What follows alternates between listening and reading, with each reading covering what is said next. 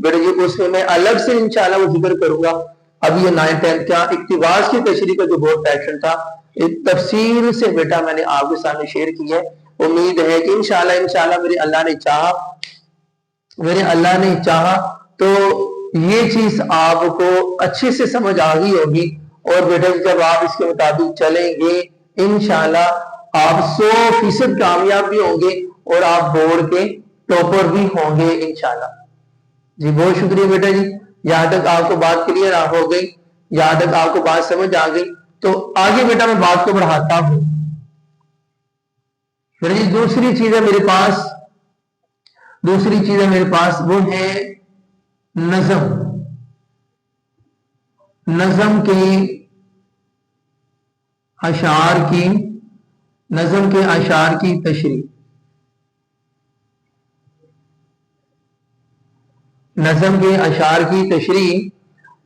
अशार की तशरीह तो इसमें बेटा जी पहली चीज ये ज़हन में रखिएगा, हमने जब स्टार्ट करने हम हेडिंग देंगे शेर, राब्ता की अलामत। ये बेटा जी आगे हम शेर लिख देंगे। शेर मिसाल के तौर पे कोई सा शेर ले लें, जैसे हम जिसका कोई शेर ले लें, नात का शेर कोई ले लें बेटा। बहरहाल ये बेटा आपने शेर लिख दिया, मैंने 2 लाइनें नहीं लगाई, जो 2 लाइनें हैं आंखें बंद करके देखना। अभी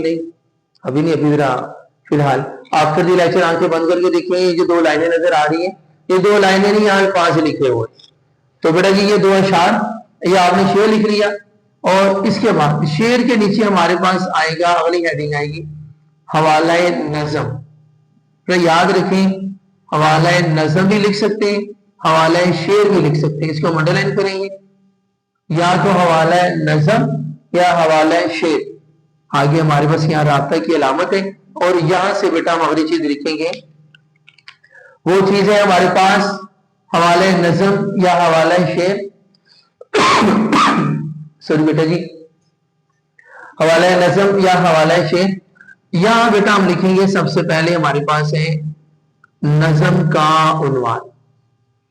और हाँ याद रखें बेटे नज़म का उन्वान लफ्ज है, सबक नहीं, सॉरी नज़म का नाम नहीं है बेटा। इधर जैसे मैंने जिक्र किया था सबक का उन्वान, तो याद रखें इसी तरह यहाँ भी नज़म का उन्वान ही होता है, ये नहीं कि सबक का नाम। ना गलत, नज़म का नाम ना गलत, नज़म का उन्वान, सबक का उन्वान। लफ्ज उन्वान हमने जिक्र करना है, ऐसा नहीं कहना नज़म का उन्वान, नाम नहीं उन्वान।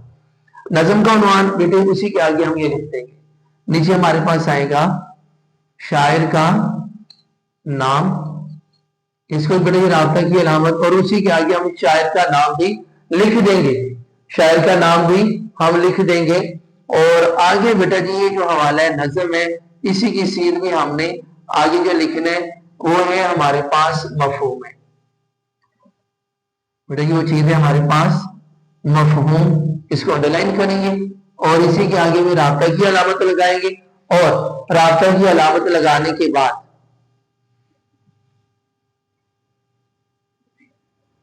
ये बेटा जी हमारे पास मफहूम हो जाएगा।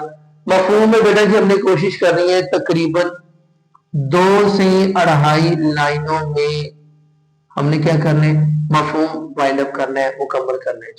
2 से 2.5 लाइनें। और उसके बाद लास्ट में बेटा चीज आती है हमारे पास तशरीह।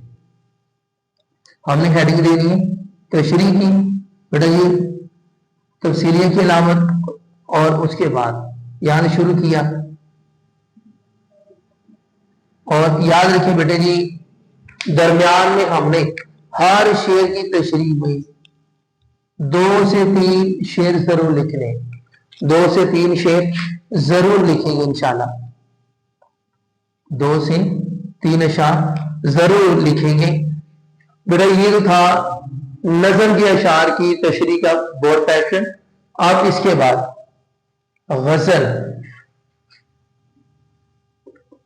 गजल के अशार की तशरीह, गजल के अशार की तशरीह, गजल के अशार की तशरीह।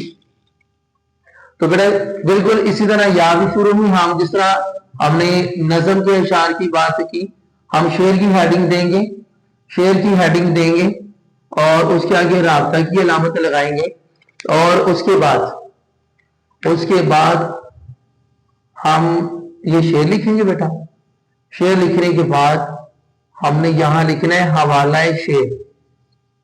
क्या लिखेंगे? हवाला शेर। हवाला नज़म नहीं लिखना, हवाला मतन तो लिख ही नहीं सकते ना, क्योंकि मतन थोड़ी है, पैराग्राफ की तशरीह तो नहीं है, ये तो बेटा अशार है। तो हवाला शेर लिखेंगे, हवाला नज़म भी नहीं लिख सकते क्योंकि नज़म भी नहीं है। तो हवाला शेर यहाँ एक ही ऑप्शन है। नज़म के अशार की तशरीह में हमारे पास हवाला नज़म भी लिख सकते हैं, हवाला शेर भी लिख सकते हैं, दोनों ऑप्शन है। लेकिन बेटे गजल के अशार की तशरीह में हवाला शेर ही ऑप्शन हमारे पास। बेटा इसके आगे हमने राब्ता की अलामत लगाई और यहां हम लिखेंगे पहली चीज शायर का नाम। और कुछ याद है गजल का नाम नहीं लिखना। ओहो जी बेटा बताइए गजल का नाम क्या था? जी ऊंची सॉरी, ओहो अल्लाह के बंदो जाके बैठो। गजल का नाम कहाँ होता है? इतना तो आपको पता है, गजल का तो नाम ही नहीं होता, गजल का तो नाम ही नहीं होता। तो आपने देखा जब भी गजल की बात होती है वहां आगे शायर का नाम लिखा होता है, शायर का नाम होता है। खैर हम भी काम नहीं है, खैर अभी फिलहाल ये पैटर्न समझा रहा हूँ, फिर इंशाल्लाह इस पर शेर शायरी भी करेंगे। तो बेटा याद रखें गजल का उन्वान नहीं होता, नाम नहीं होता, इस वजह से हवाला शेर के बाद हम करेंगे शायर का नाम। ये शायर का नाम आपके सामने है, शायर भी फिलहाल आपके सामने मौजूद है, तो आप इजीली नाम उनका लिख सकते हैं। तो बेटा इसके बाद अगली चीज हम लिखेंगे सिन्फ़े अदब। सिन्फ का मतलब क्या होता है? बेटा याद रखें सिन्फ का मतलब होता है किस्म। सॉरी बेटा, सिन्फ जमा है असनाफ की, इसका मतलब है अकसाम। तो उर्दू जो लैंग्वेज है, उर्दू जो लिटरेचर है, उसमें बेटा जी बहुत सारी चीजें शामिल है। उसमें मज़ामीन है, खुतूत है, दरखास्तें हैं, नज़में हैं, गज़लें हैं और इसके अलावा रसीदें हैं और इसके अलावा क्या कहते हैं तरखीस है, जुमलों की दुरुस्ती है, हजार बेटा इसमें वैरायटी है। लेकिन हमने यहाँ बताना कि यहाँ किस चीज के बारे में डिस्कशन हो रही है, यहाँ क्या डिस्कस किया जा रहा है, हमने बताना कि यहाँ उर्दू की, अदब का मतलब उर्दू, अदब का मतलब क्या हुआ जी? उर्दू। तो हमने बताना यहाँ उर्दू की कौन सी किस्म की बात हो रही है। तो बेटा जी इस वजह से हमने सिन्फ़े अदब लिख के आगे हमने लिख देना है गजल, आगे हमने लिख दिया गजल। उम्मीद है यहाँ तक बात समझा भी होगी। फिर बेटा जी आगे बिल्कुल वैसी है जैसे हमने बताया था, नज़म के अशार की तशरीह में यहाँ भी मफहूम आएगा, मफहूम लिखे अंडरलाइन किया, आगे राब्ता की अलामत। और बेटा जी इसको भी कोशिश करनी है कि 2 से 2.5 लाइनों में इसका जो मफहूम है उसको क्या करें, मुकम्मल कर दें। और बेटा जी उसके बाद लास्ट में हमारे पास आखिरी चीज वो क्या है, तशरीह है। तशरीह अंडरलाइन किया बेटा, ये तफसीलिया की अलामत। और यहाँ इस जगह से हमने लिखा, फिर तशरीह के नीचे से लिखते हुए हम बात को आगे बढ़ाएंगे।